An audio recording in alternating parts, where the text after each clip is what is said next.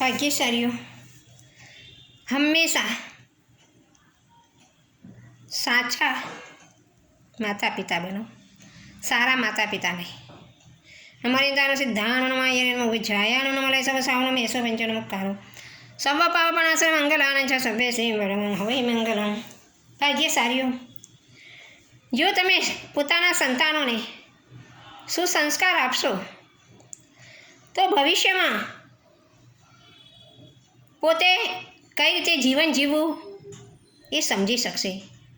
વારંવાર ગુરુ ભગવંતનો સંસર્ગ કરાવો, પાઠશાળા મોકલો તો પોતાનો પણ ઉદ્ધાર કરશે અને તમારો પણ ઉદ્ધાર કરશે. અને સારા માતા પિતા તો તમે બધી વસ્તુઓ જ્યાં સુધી બાળકોને લાવી દેશો ત્યાં સુધી તમને સારા કહે છે, પણ જો એક વસ્તુ તમે નહીં આપી દીધી હોય તો કહેશે કે મારી મમ્મી મારા પપ્પા સારા નથી, મને આ વસ્તુ નથી લાવી દેતા. પણ જો તમે એને સુસંસ્કાર આપ્યા હશે ધર્મના તો ક્યારેય એના જીવનમાં એવું નહીં આવે.